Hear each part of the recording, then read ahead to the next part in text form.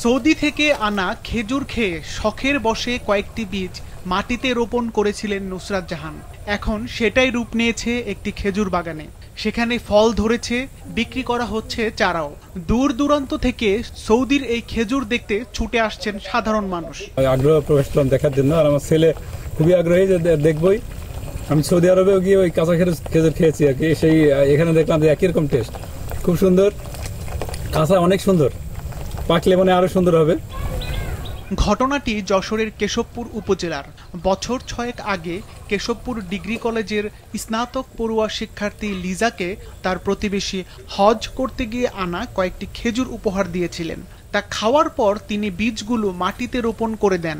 সেখান থেকে গাছ হওয়ার পর গাছগুলো বেড়ে উঠতে থাকলে তিনি ইউটিউব দেখে এর পরিচর্যা করতে শুরু করেন। এরপর গাছগুলোর গোড়া থেকে চারা গজালে তা আশেপাশে রোপণ করেন।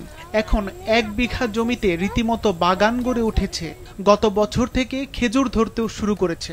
প্রায় 6 বছর আগে আমাদের বাগানের এই যাত্রা শুরু। ওই মুহূর্তে আমার এক চাচা, ওনার নাম গোলাম হোসেন, আমার আব্বুর চাচাতো ভাই, উনি ওই মুহূর্তে হজে যান এবং উনি সৌদি আরব থেকে বেশ কিছু কয়েক ধরনের খেজুর আমাদের উপহার দেন হজ শেষে বাড়ি ফেরার পরে। তো সেই খেজুরগুলো মূলত খাওয়ার পরে আমরা সেই খেজুরগুলোর বীজ সংগ্রহ করি এবং সেই বীজ থেকে আমরা চারা উৎপাদন শুরু করি। এরই মধ্যে স্থানীয়দের পাশাপাশি দেশের বিভিন্ন প্রান্ত থেকে মানুষ খেজুর বাগান দেখতে এসে চারার অর্ডার করছেন। বাগান যদি কেউ করতে চায় তাহলে আমাদের কাছ থেকে চারা নিতে চাইলেও চারা নিতে পারবে। আমার ভবিষ্যৎ পরিকল্পনা আছে যে আমার এই জমির পিছনের কিছু অংশ ঘাসের জমি, তো এই ঘাসের জমিটাও আপাতত অনেক বক চারা বের হয়েছে, অনেকে নেবে, অর্ডারও দিচ্ছে। তো এইগুলো আর কি কেটে কেটে ওইদিকে লাগানো, প্লাস অনেকগুলো খেজুরের বীজ আমরা আবার সংগ্রহ করছি বিভিন্ন রিলেটিভসদের বাড়ি থেকে।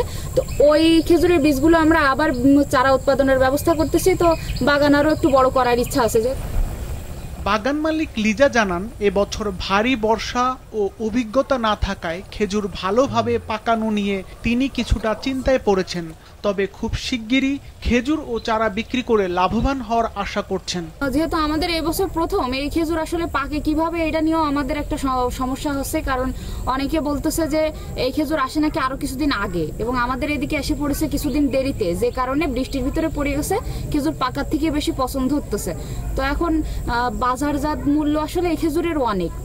তো সেক্ষেত্রে এটা যদি আমরা বাণিজ্যিকভাবে তুলতে পারি, এমনকি শুধু যে খেজুর তা না, আমরা যদি চারাগুলোও বাণিজ্যিকভাবে তুলতে পারি তাহলে অনেক সফল হতে পারবো।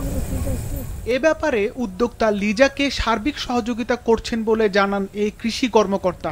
লিজা নামের এক মেয়ে, সে তার জমিতে খেজুরের চাষ করছে, 1 বিঘা জমিতে খেজুর চাষাবাদ করছে আমাদের উপজেলা কৃষি অফিস থেকে, এবং আমরা সবসময় তার কার্যক্রম পর্যবেক্ষণ করছি এবং সবসময় তার সাথে আছি। এই খেজুর বাগান এখন এলাকার মানুষের আগ্রহের কেন্দ্রবিন্দুতে পরিণত হয়েছে।